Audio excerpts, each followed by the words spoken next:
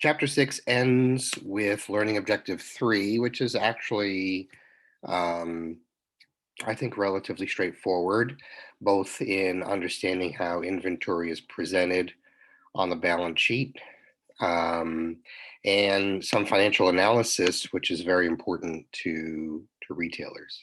Okay. So remember, inventory is a current asset. It starts as a current asset. The whole purpose of inventory is to sell it to the customer. As soon as they sell it to the customer, they can expense it as cost of goods sold, as you know, right? And that's a big part of what you had to understand in the last couple of chapters. Okay, but companies need to tell or disclose to their stockholders and the public a few things. One is, first of all, how they classify their inventory. Again, for retailers, it's just simply going to be merchandise inventory. They're going to have to disclose what inventory costing method they use, whether it be FIFO, LIFO, or average cost, or even specific identification for some businesses. And then they're going to do one other thing. They're actually going to share with the owners and the public how they actually valued their inventory, what we call a basis. So most inventory is listed at cost, but sometimes inventory loses value very quickly.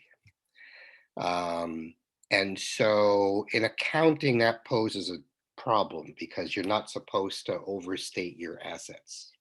The value of your assets have to be conservatively done. We cannot mislead our owners that our assets are valued more than they really are. So there's an other check that they do. They actually go through something that I'm going to teach you today, something called the lower of cost or market basis, to make sure their inventory is appropriately valued on the balance sheet. So that's what we're going to start with today. Oh, and by the way, and then if you look at the notes of financial statements of major stores, they will tell you, right, the method that they use to value their inventory. So Walmart US stores value it at LIFO. Okay. And they use this method that I'm going to be teaching you today, the lower of cost or market basis for valuing inventory. So that's what we're going to be focusing on today. So like I said, the lower cost or market basis is employed because sometimes the value of your inventory can be lower than what you paid for it.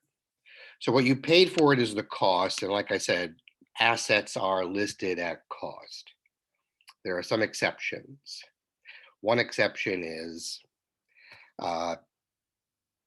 this, where we are going to look and say, well, is it reasonable and more accurate to say our inventory is valued at this price versus this? So the lower of cost or market system allows us to basically compare the cost, what we paid for it, to what we would pay for it today, called a market value. Market value is a replacement cost. And we look at those two numbers and we simply pick the lower of the two. Why? Because we want to be conservative in valuing our inventory. So that's basically what we're doing. So here is an example. This is Kentucky TV. Welcome to Kentucky TV. I'm Kentucky. We got a lot of inventory, as we'll see here. We got some of them there flat screen TVs. We got some satellite radios. We got Blu-ray players, and we got some CDs. So what they would do is they would look at two things, right? This is the amount of units they would have of each of these products in their inventory. They would look at two things: what they actually paid for it. That's the cost. right? And then they would say, oh, look, if we went ahead and bought it again today, what would we replace it for? And that's the market. And they simply would use the lower of the two numbers to create a value for its inventory. Okay, so these flat screen TVs, they have 100 of them. They paid $600. That's their cost per flat screen TV. However, if they were to buy them all again today, 550. So they're going to use the lower of the two. That's the lower of cost of market. It's very simple. If you can look at two numbers and pick the lower one, you've got this thing figured out. Right. So for flat screen TVs, you're using the lower, right? But for the satellite radios, their cost is lower than the market value. So they're going to be using the cost to value inventory. For Blu-ray, it's the market value that's lower. So they're going to use that to value their inventory of Blu-ray players. And their CD costs are lower, so they're going to use that. So this is the actual value of their inventory that's going to go on the balance sheet. Not exactly what they paid for it, but again, it's a conservative way of putting a value on an asset, in this case, specifically to inventory. So this is important, but again, if you can pick the lower of two numbers, you're halfway there. Actually, you should be all the way there, but I'm just giving some room for error. All right, so how it works simply is for a company, they would look at their inventory. In this case, Tracy Company has home heating stoves. They have gas stoves, wood stoves, and pellet stoves. They compare what they paid for it, their cost of each of the stoves, to what they could replace it with in terms of their market value today. And they simply would pick the lower of the two, right? So they would pick the lower of each of these numbers when they compare, add them up to find the value of their inventory. So again, I think it's relatively straightforward, nothing that you're going to lose sleep over in this case. So their total inventory would be valued at 430,000 simply by picking the lower of the cost or the market value that it has this time. Okay, and again, that's for valuing inventory. And the last thing that we talk about in this chapter is some financial analysis. Again, the whole purpose of retail is to sell inventory, right? That's their entire purpose. They get inventory in, they want to sell it right away. So analyzing that is critically important to that industry. Clearly, they want to sell as much as possible.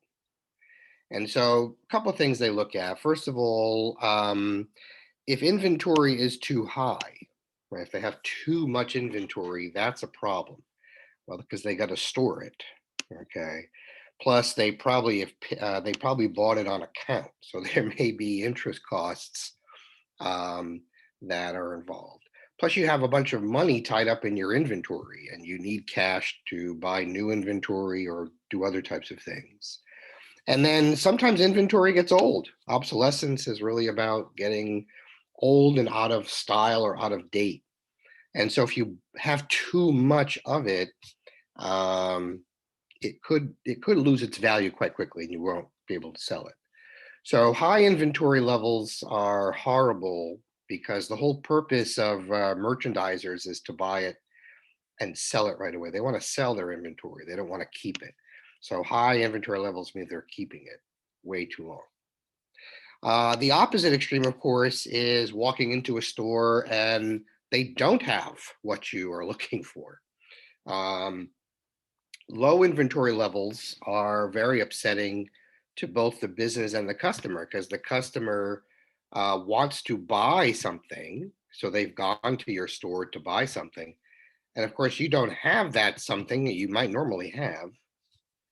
And so the customer's frustrated because they don't, they have to go somewhere else. And you're frustrated because you lost a sale. The customer walked in wanting to buy something. That's the whole idea.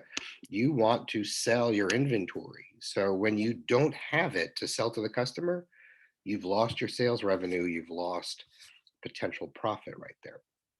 So if you're really good at inventory management, and this is your thing, there are a lot of great opportunities in merchandising for you, um, because this is really the trick. And whether we're talking about large retailers, whether it's like a Walmart or a Target, or even your local Dunkin'. I mean, I walk into sometimes when I used to live in Hyde Park, I'd walk into the Dunkin' Donuts at like 10, 11 o'clock in the morning and they'd be out of wheat bagels. And I'm like, how can you possibly be out of wheat bagels at 10 o'clock in the morning? I mean, I can see if I was here at 4 o'clock in the afternoon, then you'd be out. But this idea of not having enough inventory to meet those sales is very frustrating to both the customer and the business, right? So if you're really good at inventory, there's a lot of possible great work for you and good paying jobs as well. So what do? We analyze what we call inventory turnover, because the whole idea of getting inventory is to sell it. That's called turnover. The company buys it, puts it on the shelf. The customer comes in and takes it from the shelf and walks it out the store. That's it. Then they have to replace it. That's turnover. That's all turnover. So the inventory turnover ratio is a critically important um, uh, ratio that we look at. And we basically do it by looking at the cost of goods sold divided by what we call an average inventory. So to get an average inventory, you look at the beginning inventory and the ending inventory. You add those two numbers and divide by two, right? You just take the average of those two numbers. So that gives us our inventory ratio, inventory turnover ratio. How many times per year are we selling products off the shelf? Once we have that ratio, we can put that under 365 to actually calculate the number of days we're keeping inventory on the shelf. Of course, these are averages. Some inventory is going to fly off the shelf very quickly. Some inventory is going to sit there for a while before it gets sold. So these are basically just ways to monitor it. So here is some data for Walmart, looking at their ending inventory and cost of goods sold. Of course, the ending inventory for 2013 is the beginning inventory for 2014, right? You know that. So that's where we get the average here. So the first thing is to get that inventory turnover ratio calculated. So here we have a cost of goods sold for Walmart at $358 billion dollars, and then the average inventory is roughly around $44.2 billion dollars. So that means we have a inventory turnover ratio of 8.1 times per year. Now, if you want to think about that, in a very theoretical or literal sense, however you prefer to think about it, think about Walmart stores. They are selling out their inventory and restocking the store 8 times a year. That's basically what that means. And Walmart is gigantic because they have well over 120, 130,000 different goods on the shelf at any one time.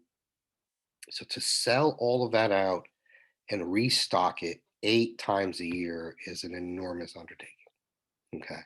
They sell a lot of inventory. Now that we know it's 8.1 times a year, if we put that underneath 365, we can show that Walmart basically sells its store out every 45 days. Okay. So that's an incredible rate to sell inventory at. When you look at, and that's for 2014, when you look at Target for 2014, Target's inventory turnover ratio is 6.1 times per year. So basically, they are selling out their store 6 times a year, selling and restocking, selling and restocking, selling and restocking, the whole thing. So if you want to think about it theoretically, that's what you would do.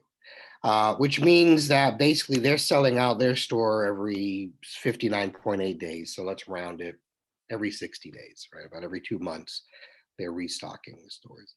For the industry, all large retailers like Walmart and Target, they tend to have a very high turnover ratio, which means that they are selling out their stores very, very quickly, every roughly 44 days, a little less than that, right? So that's an enormous amount of inventory to move. Okay, it's just an enormous amount of inventory to move. So let's focus on the inventory turnover for this part of objective 3. The do it exercise talks about Westmoreland Company.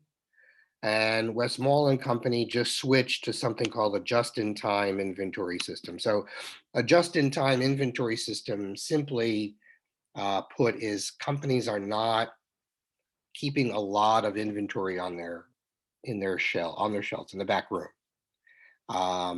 Once they see sales are picking up, they will order it, and manufacturers are expected to deliver it just in time, right? Very quickly.